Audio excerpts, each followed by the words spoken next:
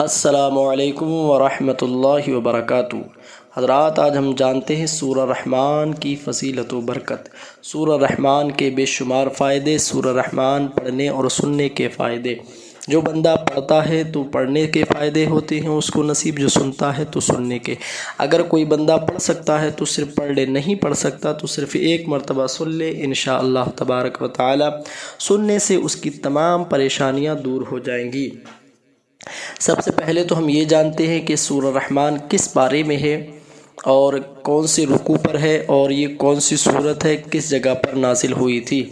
تو سب سے پہلے آپ اس چیز کو سمجھیے کہ سورہ رحمان جو ہے وہ 27ویں پارے پر شروع ہوتی ہے 10 رکوع مکمل ہونے کے بعد میں، اور یہاں سے 11واں رکوع شروع ہو جاتا ہے، اور یہ سورہ مدنی ہے، یعنی مدینہ شریف میں نازل ہوئی۔ یہ سورہ رحمان یہ مدنی ہے، یہ مدینہ شریف میں نازل ہوئی تھی۔ اس کے فضائل بہت سارے ہیں۔ حضرت علی رضی اللہ تعالیٰ عنہ سے روایت ہے، حضور اکرم صلی اللہ علیہ وسلم نے ارشاد فرمایا کہ ہر ایک چیز کا حسن و جمال ہوتا ہے، اور سورہ رحمان جو ہے وہ قرآن عظیم کا حسن و جمال ہے، اور ہر ایک چیز کی زینت ہوتی ہے تو قرآن عظیم کی زینت سورہ رحمان ہے۔ سورہ رحمان پڑھا کرو، سنا کرو، اس کے بہت سارے بے شمار فائدے ہیں۔ سب سے پہلا ایک بڑا فائدہ یہ ہوگا، اگر آپ پڑھتے یا سنتے ہیں تو قرآن عظیم ایک ایسی اللہ کی کتاب ہے جس کو پڑھنے اور سننے کا، دونوں کا، چھونے کا، دیکھنے کا ثواب اللہ تعالیٰ میسر فرماتا ہے، اس کو نصیب فرماتا ہے۔ اور سورہ رحمان اور قرآن عظیم کی جس جگہ پر تلاوت کی جائے تو اللہ تبارک و تعالیٰ اس جگہ پر رحمت و انوار کی بارش فرماتا ہے، رحمت کے فرشتوں کو نازل فرماتا ہے، وہاں پر رزق کے فرشتے اترتے ہیں، روزی کے فرشتے اترتے ہیں، روزی لے کر اترتے ہیں، اور اس کے رزق میں برکت ہوتی ہے۔ اور اگر کوئی بندہ صبح صبح اس کو سنتا ہے تو فرشتے جب روزی لے کر، رزق لے کر اس کے دروازے پر آتے ہیں، اور صبح صبح اگر کوئی بندہ پڑھ رہا ہوتا ہے یا سن رہا ہوتا ہے تو سوچے ذرا، وہ فرشتے اللہ کی بارگاہ میں خوش ہو کر آپ کے لیے سفارش کریں گے، اور رزق آپ کو اللہ کے کرم سے اور اس کی عطا سے بڑھا کر دے کر جائیں گے، یعنی آپ کے رزق میں اللہ تعالیٰ کی طرف سے برکتیں نازل ہوں گی۔ اور جب سورہ رحمان کی آپ تلاوت کریں گے تو اللہ تعالیٰ بھی اس سے خوش ہوگا، اور فرشتے بھی، اللہ کے مخلوق جو کہ نوری مخلوق ہے، وہ بھی خوش ہوں گے۔ اب ذرا سوچے، جس سے اللہ تعالیٰ خوش ہو جائے تو اس کو کبھی پریشانی نہیں آ سکتی، اس کو بلا ببا کسی بھی حادثات سے پریشانی نہیں ہو سکتی، اس کے گھر میں بے برکتی نہیں آ سکتی۔ یوں کہیے کہ اللہ تعالیٰ آپ کے گھر میں، کاروبار میں خیر و برکت کے نزول فرما دے گا، آپ کے رزق میں برکت ہوگی، آپ کے کاروبار میں برکت ہوگی، آپ کے گھر سے بے برکتی دور ہو جائے گی۔ اگر آپ کی دکان ہے تو اللہ تعالیٰ آپ کی دکان میں بھی خوب برکتیں فرمائے گا۔ اگر آپ اس کو صبح کو دکان کو کھولتے ہیں، اس کھولتے اگر سورہ رحمان سن لیتے ہیں تو اللہ تعالیٰ آپ کی تمام بیماریوں اور بلا ببا سے حفاظت بھی فرمائے گا، اور جادو ٹونے سے دکان میں گراہکوں کی جو روک ٹوک ہوتی ہے اس کو بھی دور فرمائے گا، اور آپ کے دکان میں گراہک آنے لگیں گے، خیر و برکت کے نزول ہو جائیں گے، برکت کے دروازے کھل جائیں گے، رزق کے دروازے کھل جائیں گے۔ اللہ تعالیٰ نے اپنے ذمہ رزق کا وعدہ کیا ہے تو اللہ تعالیٰ آپ کو رزق ضرور عطا فرمائے گا۔ اور سورہ رحمان جب پڑھیں گے اللہ تعالیٰ آپ سے خوش ہوگا، آپ کی دکان میں بھی گراہک آئیں گے، آپ کی دکان میں بھی برکت ہوگی، اور پیسے میں بھی برکت ہوگی، کام میں کاج میں بھی برکت ہوگی، اور دکان سے نحوستیں، بے برکتی دور ہوگی، اور اللہ کی مخلوق فرشتے اتریں گے، رزق لے کر اتریں گے، رحمت کے فرشتے اتریں گے، اور اس کے ساتھ ساتھ آپ کو کوئی ایسی بیماری نہیں ہوگی جس کا علاج نہ ہو، کیونکہ اللہ تعالیٰ نے قرآن عظیم کے اندر ہر چیز کا علاج رکھا ہے۔ وَنُنَزِّلُ مِنَ الْقُرْآنِ مَا هُوَ شِفَاءٌ وَرَحْمَةٌ لِّلْمُؤْمِنِينَ۔ اللہ تعالیٰ نے قرآن عظیم کو مومنوں کے لیے شفا و رحمت بنا کر بھیجا۔ یہ شفا ہے کہ اگر آپ کسی بھی مرض کے لیے پریشان ہیں تو آپ قرآن عظیم کو سنیں، انشاءاللہ تعالیٰ آپ کے تمام امراض دور ہو جائیں گے۔ سورہ رحمان پڑھنے کے بہت سارے فائدے ہیں۔ اگر آپ کوئی بے اولاد ہے تو اس بے اولاد کے لیے اس پر پانی پڑھ کر کے اسے دم کر کے پلائیں، اللہ انشاءاللہ تعالیٰ وہ صاحب اولاد بن جائے گا، اللہ تعالیٰ اس کو نیک صالح اولاد فرمائے گا۔ اور اگر کوئی کسی بندے کا رشتہ نہیں آ رہا ہے تو اس نظریے سے پڑھے اور دل میں ارادہ کر کے پڑھے تو انشاءاللہ تعالیٰ اس کے غیب سے رشتے کا انتظام ہو جائے گا۔ اور اگر نکاح ہو گیا ہے تو آپس میں محبت نہیں ہوتی میاں بیوی میں تو آپس میں اتفاق و اتحاد کے لیے پڑھے، انشاءاللہ تعالیٰ آپس میں اتفاق و اتحاد، دلی محبت پیدا ہو جائے گی، اور دونوں میں خوب محبتیں پیدا ہو جائیں گی۔ बहुत सारे बेशुमार फ़ायदे हैं। चलिए अब हम पढ़ते हैं, आप समाअत कीजिए और इसको फ़ोन को एक साइड में रख दीजिए या ईयरफ़ोन वगैरह कुछ भी लगा लीजिए। इंशाअल्लाह तबारक व तआला अल्लाह ने चाहा तो हमें और आपको इस सूरह रहमान पढ़ने और सुनने का फ़ायदा ज़रूर नसीब होगा और उसके साथ साथ अल्लाह ताला हमें नेकियां ज़रूर नसीब फरमाएगा। चलिए अब हम पढ़ते हैं, आप समाअत कीजिए। अऊज़ु बिल्लाहि मिनश शैतानिर रजीम। बिस्मिल्लाहिर रहमानिर रहीम। अर्रहमान अल्लमल क़ुरआन खलक़ल इंसान अल्लमहुल बयान अश्शम्सु वल क़मरु बिहुस्बान वल नज्मु वश्शजरु यसजुदान वस्समाअ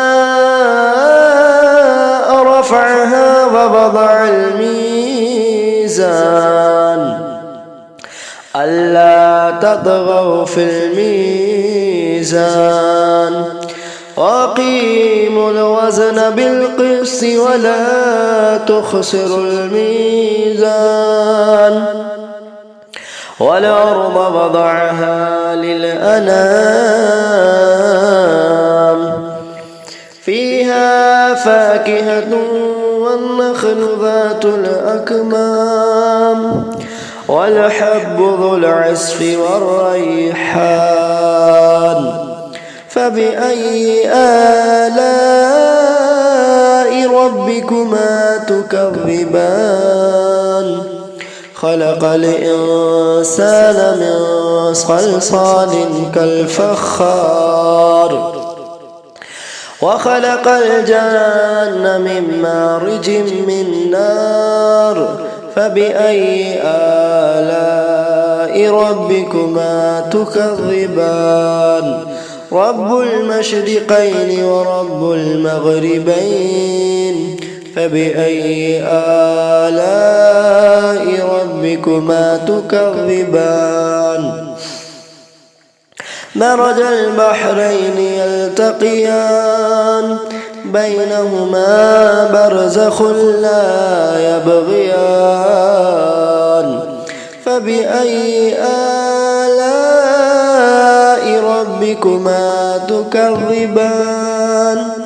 यख़रुजु मिनहुमुल लुअलुअु वल मरजान फ़बिअय्यि आलाइ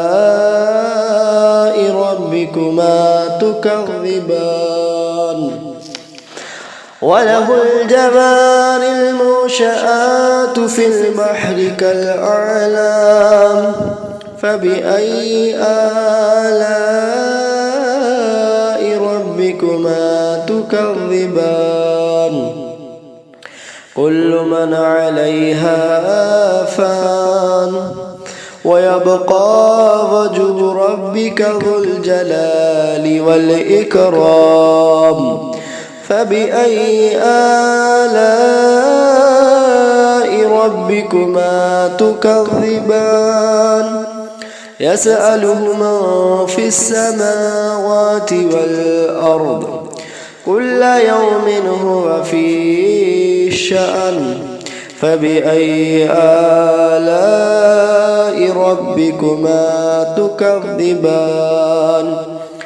सनफ़्रुग़ु लकुम अय्युहस-सक़लान फ़बिअय्यि आलाइ रब्बिकुमा तुकज़्ज़िबान या माशरल जिन्नि वल इंसि इन इस्ततअतुम أن تنفذوا من أقطار السماوات والأرض فانفذوا لا تنفذون إلا بسلطان فبأي آلاء ربكما تكذبان يرسل عليكما شواظ من نار ونحاس فلا تنتصران فبأي آلاء ربكما تكذبان فإذا انشقت السماء فكانت وردة كالدهان فبأي آلاء ربكما تكذبان فيومئذ لا يسأل عن ذنبه إنس ولا جان فبأي آلاء ربكما تكذبان يعرف المجرمون بسيماهم فيؤخذ بالنواصي والأقدام فبأي آلاء ربكما تكذبان هذه جهنم التي يكذب بها المجرمون يطوفون بينها وبين حميم آن فبأي آلاء ربكما تكذبان ولمن خاف مقام ربه جنتان فبأي آلاء ربكما تكذبان ذواتا أفنان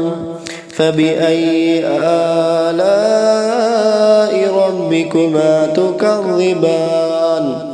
فيهما عينان تجريان فبأي آلاء ربكما تكذبان فيهما من كل فاكهة زوجان فبأي آلاء ربكما تكذبان متكئين على فرش بطائنها من استبرق وجنى الجنتين دان فبأي آلاء ربكما تكذبان فيهن قاصرات الطرف لم يطمسهن إنس قبلهم ولا جان فبأي آلاء ربكما تكذبان كأنهن الياقوت والمرجان فبأي آلاء ربكما تكذبان هل جزاء الإحسان إلا الإحسان فبأي آلاء ربكما تكذبان ومن دونهما جنتان فبأي آلاء ربكما تكذبان مدهامتان فبأي آلاء ربكما تكذبان فيهما عينان نضاختان فبأي آلاء ربكما تكذبان فيهما فاكهة ونخل ورمان فبأي آلاء ربكما تكذبان فيهن خيرات حسان فبأي آلاء ربكما تكذبان حور مقصورات في الخيام فبأي آلاء ربكما تكذبان لم يطمسهن إنس قبلهم ولا جان فبأي آلاء ربكما تكذبان متكئين على رفرف خضر وعبقري حسان فبأي آلاء ربكما تكذبان تبارك اسم ربك ذي الجلال والإكرام الرحمن علم القرآن خلق الإنسان علمه البيان الشمس والقمر بحسبان والنجم والشجر يسجدان والسماء رفعها ووضع الميزان ألا تطغوا في الميزان وأقيموا الوزن بالقسط ولا تخسروا الميزان والأرض وضعها للأنام فيها فاكهة والنخل ذات الأكمام والحب ذو العصف والريحان فبأي آلاء ربكما تكذبان خلق الإنسان من صلصال كالفخار وخلق الجن من مارج من نار فبأي آلاء ربكما تكذبان رب المشرقين ورب المغربين فبأي آلاء ربكما تكذبان مرج البحرين يلتقيان بينهما برزخ لا يبغيان فبأي آلاء ربكما تكذبان يخرج منهما اللؤلؤ والمرجان فبأي آلاء ربكما تكذبان وله الجوار المنشآت في البحر كالأعلام فبأي آلاء ربكما تكذبان كل من عليها فان ويبقى وجه ربك ذو الجلال والإكرام فبأي آلاء ربكما تكذبان يسأله من في السماوات والأرض كل يوم هو في شأن فبأي آلاء ربكما تكذبان سنفرغ لكم أيها الثقلان فبأي آلاء ربكما تكذبان يا معشر الجن والإنس إن استطعتم أن تنفذوا من أقطار السماوات والأرض فانفذوا لا تنفذون إلا بسلطان فبأي آلاء ربكما تكذبان يرسل عليكما شواظ من نار ونحاس فلا تنتصران فبأي آلاء ربكما تكذبان فإذا انشقت السماء فكانت وردة كالدهان فبأي آلاء ربكما تكذبان فيومئذ لا يسأل عن ذنبه إنس ولا جان فبأي آلاء ربكما تكذبان يعرف المجرمون بسيماهم فيؤخذ بالنواصي والأقدام فبأي آلاء ربكما تكذبان هذه جهنم التي يكذب بها المجرمون يطوفون بينها وبين حميم آن فبأي آلاء ربكما تكذبان ولمن خاف مقام ربه جنتان فبأي آلاء ربكما تكذبان ذواتا أفنان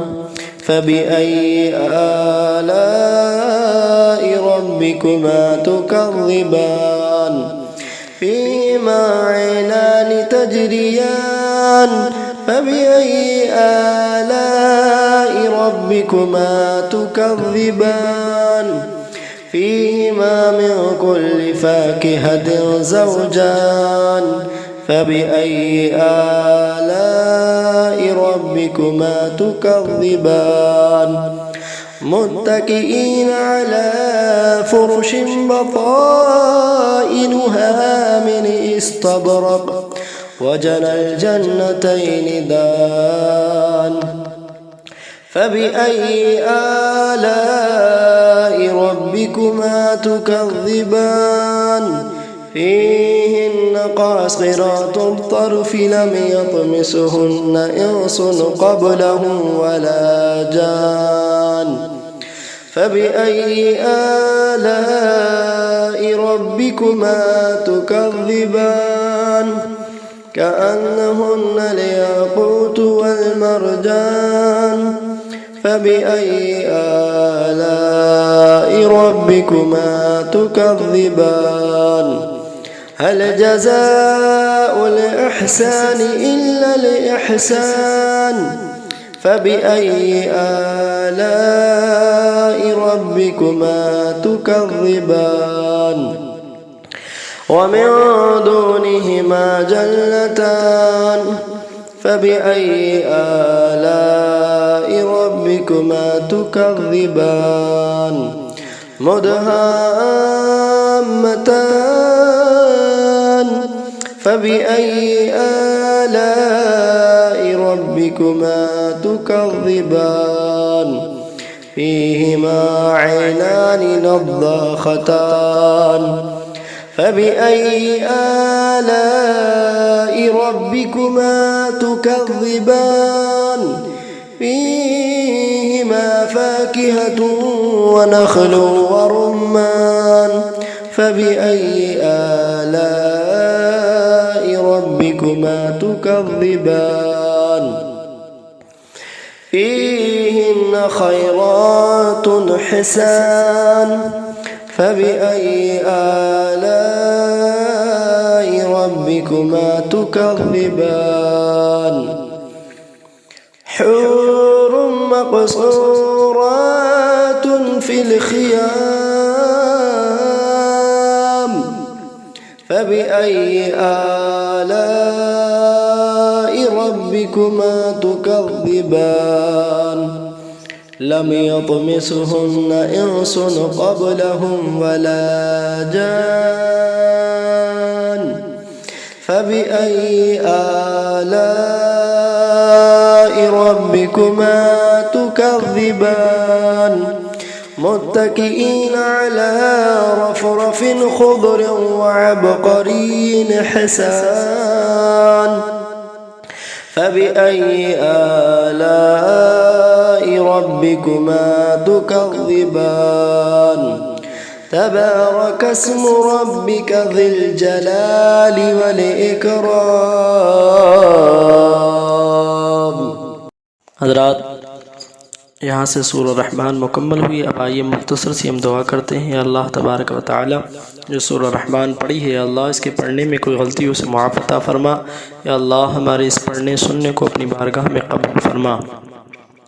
یا اللہ جو پریشان ہیں ان کی پریشانیوں کو دور فرما۔ یا اللہ سب کے ہی کاروبار میں، دکان میں، مکان میں، رزق میں، کمائیوں میں، کھیت میں، کھلیان میں مولا برکتوں کو نزول فرما۔